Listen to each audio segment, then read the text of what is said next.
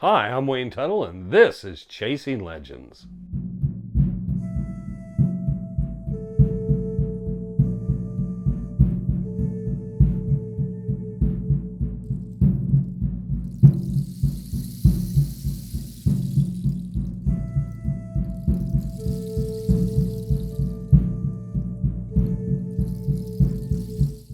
Welcome back to Chasing Legends. I'm Wayne Tuttle, your host once again. Please hit our subscribe button, hit the notification bell, leave a comment. If you want to leave a comment, check out our website at www.legendssuperstitionmountains.com.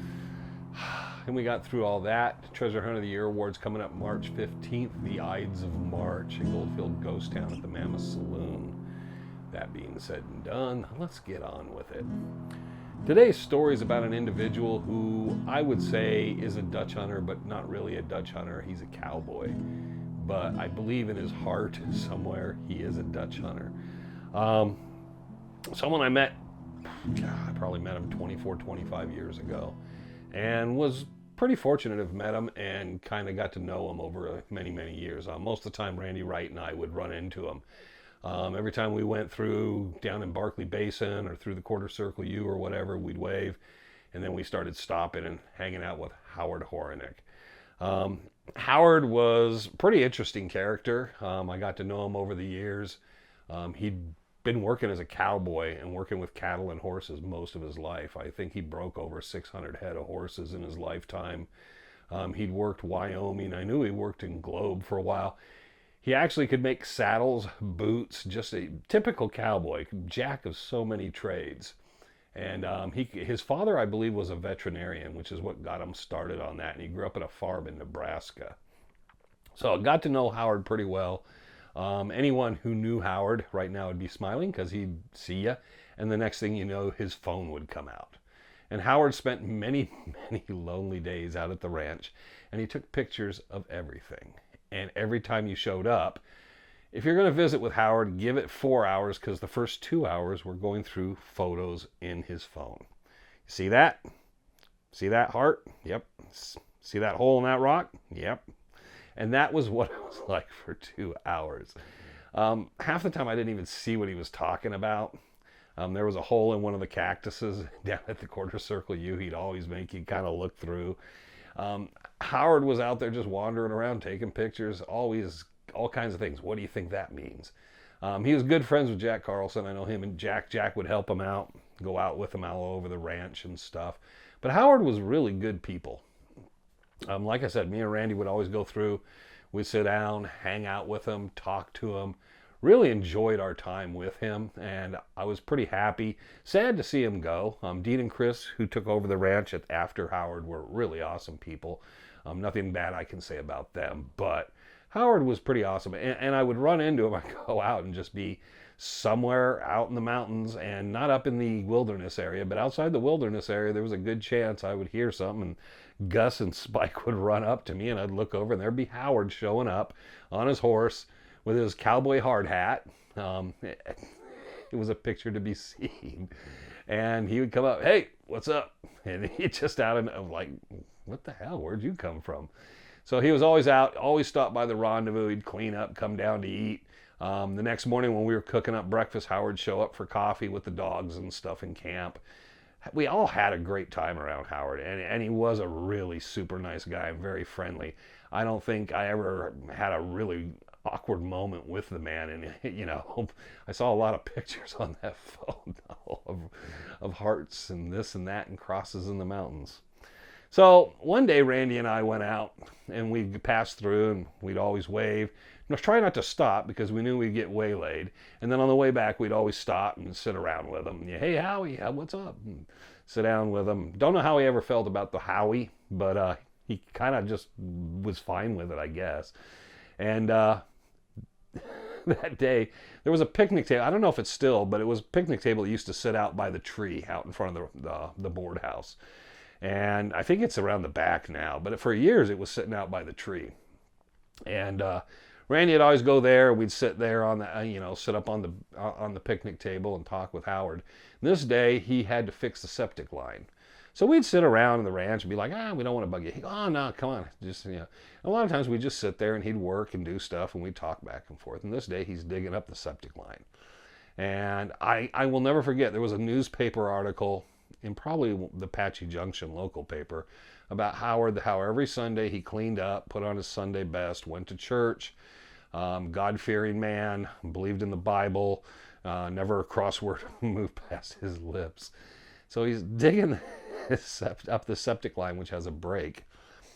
And then Randy and I hear just the most abusive language you could ever imagine.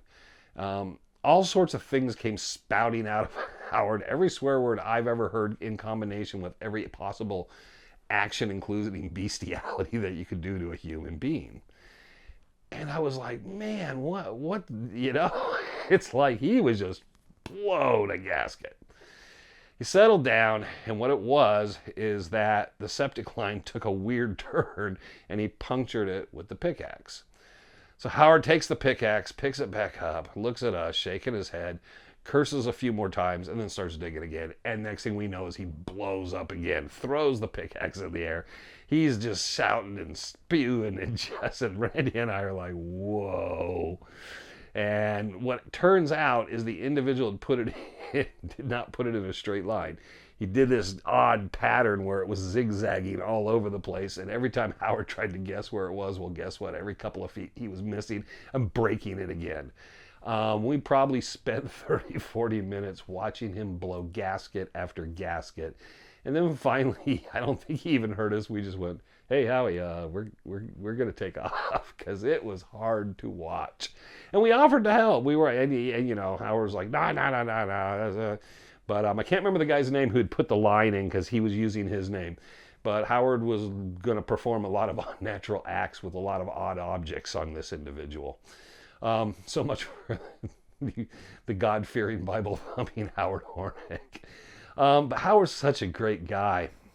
So another time we come out, and it was myself, Randy Wright. I'm pretty sure Paul Shimmick was with us. Paul watches these videos, so he'll correct me if I'm wrong. And a guy named Von Kidd, I think, was out there with us. And Howard had been telling me and Randy about this spot down the creek. And he said, you go down the wash down here, and it's on your left. And he'd found this opening. It was partially caved in, but he said he was able to kind of look down in it. He didn't have a flashlight. He went to it, but it's down this old path or trail. He said it's almost grown over. He'd chased a cow back in there.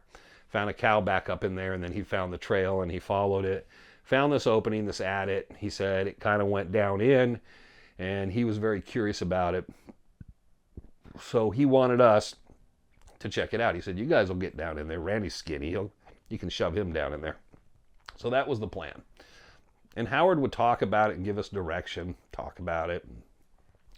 That day, for some reason, we just decided, let's go down there and do this. There's 4 or 5 of us, maybe 6 of us. So we meet up. Before we leave, we're all standing there. And I'm like, okay, Howard, now we're going to go down the wash here, down the creek. And we go down. And he's like, yeah, it's on your left. And he says, see that point out there? And I looked at it and I said, okay, that point right there. And I kind of traced it and said, that one there. He says, yeah, that one. He says, you go down there and there's a little trail. You're going to have to go back in there just before you get to it. And you go back a little way and you'll find this old trail. And he says, it's a little more warning because I've been back there 3 or 4 times. And I'm like, okay. And he says, you'll be able to tell where I've been. You guys keep an eye out. And I'm like, okay. So I'm looking at it and I'm going, so that's about maybe a half mile. And he goes, yeah, about a half mile. A half a mile if you say so.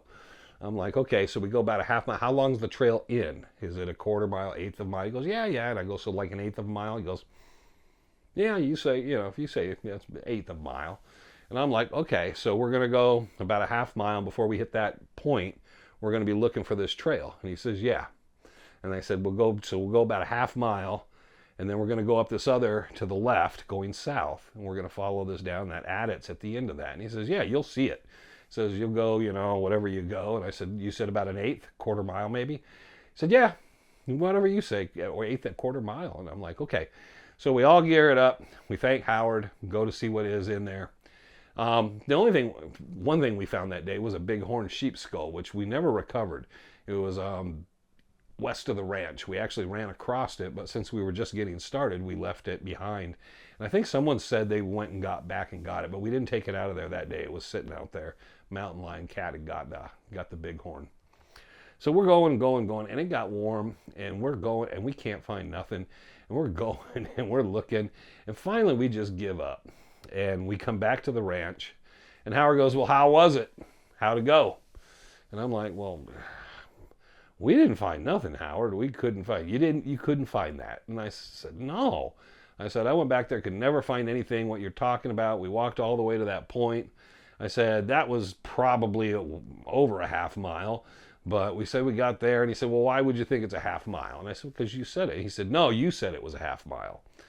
And I'm like, but I said, how far do you think that is, a half mile? And you said, yeah. He's like, no, I didn't. He said, you said it was a half mile. I said, okay, but then we couldn't find that trail. So we're figuring we're going to walk a mile or so. We walked beyond that point and looked around, and we couldn't find anything. He said, well, you got to get a car or take your truck and go back down the road a mile or two and then cut back to the wash. And then it's about a half mile, 3/4 mile. I'm like, Howard, you just had this discussion before we left. It's a half mile and then an eighth mile. He said, no, you said it was a half mile and an eighth mile. And I realized I'm just arguing with him over and over about the point that anything I said, he just agreed with me. He didn't tell me where this place was. He just kept agreeing with anything I would say. So I was like, okay, Howard, where is it? And he goes, oh, it's way back in there. I don't know, probably 2 or 3 miles. And I'm like, Howard, why would you let us walk off thinking it was a half mile away? He says, I don't know. I figure you guys know what you're doing. And that was Howard Horinek, constantly always. But I miss running into him and the dogs. I know he was pretty torn up when Spike was gone, but, that was always a thing. You see him coming around on the horse and the dogs trailing him. And he'd be good to see you. Always polite, very polite to everyone he ever ran across. Very, very gentlemanly. But I'm glad I got to know him. Glad I got to spend many years. When we did Legends, I was a little sad that he was gone at that point. He worked for the Backuses probably for 10 years or so. And he had retired and bought a house. And then he kind of thought that was the perfect job to go back to, working at the Quarter Circle U for Judy and Chuck. And he went back to work for them, which they were very fortunate to get an experienced cowboy like he was.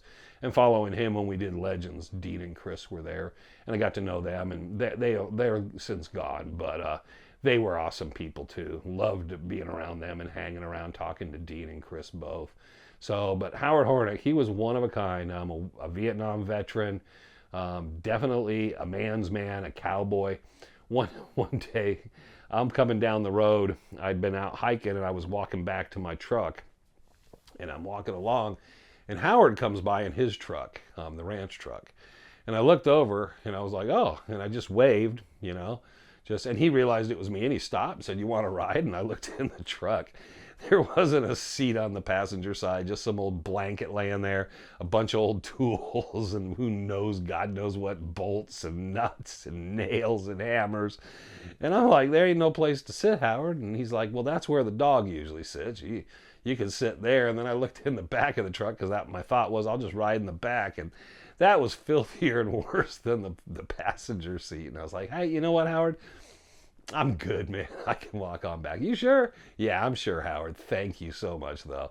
So I did appreciate the fact, and I don't think but that was so funny. And I remember the days before, just before he left, I went by and looked in the truck, and same thing. There was a milk crate with a blanket in it, but a lot of good times on that ranch. A lot of good times with Howard. We'll always miss him. I know he's got to be in his mid to late 70s now. He actually, once he retired from out here, and he went back, I think he went back to Nebraska, but when he went back, he became Western men's salesman for clothing. So kind of seemed like an odd step, but I think it's something he'd done before. He'd been a salesman and stuff before as well. So jack of all trades, a cowboy's cowboy. Howard Horinek, great to know him. So thank you for watching Chasing Legends. And if you ever run, if you're in Nebraska or you're down in there and you're buying it and some guy says Howard on his name tag, ask him, Howard Horinek from the Quarter Circle U? If it says, yeah, you go, hey, I've heard some stories about you. And I'm sure he'll look you dead in the eye and say, I'm sure you've heard some stories about me. And then he'll whip his phone out and show you 1,000 pictures of rocks. So miss you, Howard. And I don't know if you ever watch this stuff. You do have a smartphone all the time. But there you go. We miss him. We miss him always. Thank you for joining us again. Please hit subscribe, hit the notification bell, and join us again next week for another episode of Chasing Legends. But first, always remember, I'm Wayne Tuttle. You're not. And this was Chasing Legends.